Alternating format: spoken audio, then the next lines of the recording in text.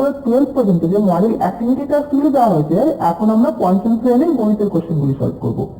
তো এখানে তোমাদের মোট টোটাল 40 কোশ্চেন দেওয়া হয়েছে, আর এই কোশ্চেনগুলি তোমাদের বিষয়ভিত্তিক খাতায় সলভ করতে হবে এবং যখন স্কুল খুলবে তখন ক্লাস টিচারের কাছে জমা দিতে হবে।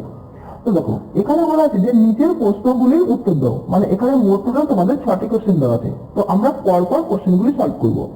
প্রথমে একের দাগে আছে 0,8,3,2,1 অঙ্কগুলি দিয়ে গঠিত 5 অঙ্কের বৃহত্তম সংখ্যাটি হলো। মানে এই অঙ্কগুলি দ্বারা গঠিত 5 অঙ্কের বৃহত্তম মানে সব থেকে বড় সংখ্যাটি কত হবে সেটি এখানে লিখতে হবে। তো সব থেকে সহজ পদ্ধতি হলো, যদি কখনো তোমাদের এইভাবে কয়েকটি অঙ্ক দিয়ে দেয় আর তারপর বলা হয় যে এই অঙ্কগুলি দ্বারা গঠিত বৃহত্তম সংখ্যাটি লেখো, মানে কোনো একটি বলা হয় এখানে যদি 4টি সংখ্যা দেওয়া হয় তাহলে হয়তো বলতে পারো যে 4 অঙ্কের বৃহত্তম সংখ্যা লেখো। এখানে যেমন 5 অঙ্ক দেওয়া হয়েছে তার জন্য বলা হচ্ছে যে 5 অঙ্কের বৃহত্তম সংখ্যাটি লেখো। এখানে যদি 7টি অঙ্ক দেওয়া হতো তাহলে বলা হতো যে 7 অঙ্কের বৃহত্তম সংখ্যাটি লেখো। মানে মোট কথা যদি বলা হয় যে এইভাবে সংখ্যা দিয়ে যদি বলা হয় যে বৃহত্তম সংখ্যাটি লেখো, তাহলে সেক্ষেত্রে তোমরা পর পর বড় থেকে ছোট হিসেবে সংখ্যাগুলিকে সাজিয়ে দেবে, মানে সেখানে মাঝে তোমরা কোনো কমা দেবে না। ওকে, পরপর সংখ্যাগুলিকে সাজিয়ে দেবে, তাহলে সেক্ষেত্রে তোমাদের বৃহত্তম সংখ্যাটি হয়ে যাবে। তো এক্ষেত্রে যদি সংখ্যাটি আমরা এইভাবে লিখি 8,3,2,1,0 যদি লিখি তাহলে আমাদের সংখ্যাটি হবে 83,210। তাহলে সেক্ষেত্রে আমাদের বৃহত্তম সংখ্যাটি বেরিয়ে যাচ্ছে। এবার যদি তোমরা মনে করো যে কেউ যদি মনে করো যে আমি 8-এর পরে 3 দেবো না 2 দেবো, তাহলে সেক্ষেত্রে কি হবে? তাহলে দেখো 8-এর পরে যদি আমি 3 দিই তাহলে হচ্ছে আমার 83,000, কিন্তু 8-এর পরে যদি আমি 3 না দিয়ে 2 দিই তাহলে হচ্ছে আমাদের কত 82,000, মানে সেক্ষেত্রে সংখ্যাটি ছোট হয়ে গেল। এই জন্য তোমাদের যে কোনো সংখ্যা যদি তোমরা স্থান পরিবর্তন করো সেক্ষেত্রে কিন্তু আমাদের সংখ্যাটি ভুল হয়ে যাবে। তো তার জন্য তোমরা সংখ্যাগুলিকে পরপর বড় থেকে ছোট হিসেবে সাজিয়ে দেবে, তাহলে তোমাদের এখানে বৃহত্তম সংখ্যাটি বেরিয়ে যাবে। ওকে, এবার আমরা 2-এর দাগটি দেখবো। তো 2-এর দাগে আছে 32,140 সংখ্যাটিতে 2-এর স্থানীয় মানগুলো। বলা আছে যে এই সংখ্যাটিতে 2 একটি অঙ্ক আছে। তো বলা আছে যে এই যে 2 অঙ্কটি এটি আমাদের এর স্থানীয় মান কত সেটি আমাদের বের করতে হবে। তো দেখো তোমরা কি জানো যে প্রকৃত মান বলতে শুধুমাত্র সংখ্যাটি বোঝায়। তো এক্ষেত্রে যদি আমাদের বলা হতো যে 2 এর প্রকৃত মান কত, সেক্ষেত্রে কিন্তু শুধুমাত্র আমরা 2 লিখতাম, কিন্তু এখানে যেহেতু আমাদের স্থানীয় মান বলা হয়েছে মানে 2 এর স্থানটি কোথায় সেটি আমাদের এখানে লিখতে হবে।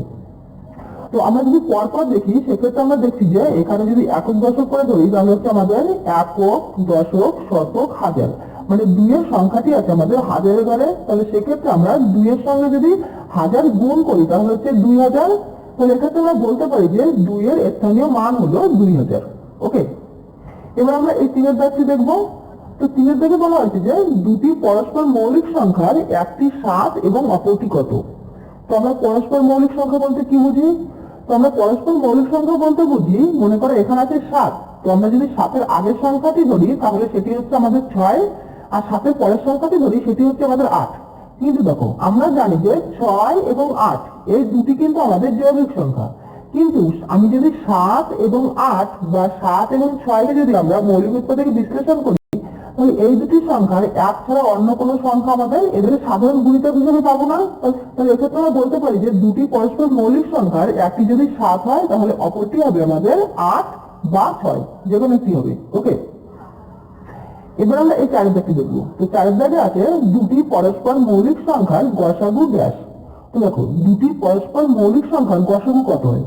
আমরা যদি দুটি পরস্পর মৌলিক সংখ্যাকে যদি আমরা মৌলিক উৎপাদ থেকে বিশ্লেষণ করি তো সেক্ষেত্রে দেখবো যে 1 ছাড়া আর অন্য কোনো সংখ্যা নেই যে সংখ্যাটি এই দুটি সংখ্যার মধ্যে আছে। অথবা আমরা বলতে পারি যে দুটি পরস্পর মৌলিক সংখ্যার গসাগু হবে 1। ওকে, এরপর 5-এর দাগে আছে 521 গুণ 144, মানে এই 521-এর সঙ্গে 144-কে যদি গুণ করা হয় সেটি কত হবে সেটি এখানে বের করতে হবে। তো এখানে তোমরা উপর নিচে বসিয়ে পরপর গুণ করে দেখবে যে গুণফল কত হয়, সেটি এখানে অ্যান্সারটি হবে। এবার আমরা এই 6-এর দাগটি দেখবো। তো 6-এর দাগে আছে দেবব্রত বাবু তার 6 মাসের আয় দিয়ে 7 মাসের খরচ চালান।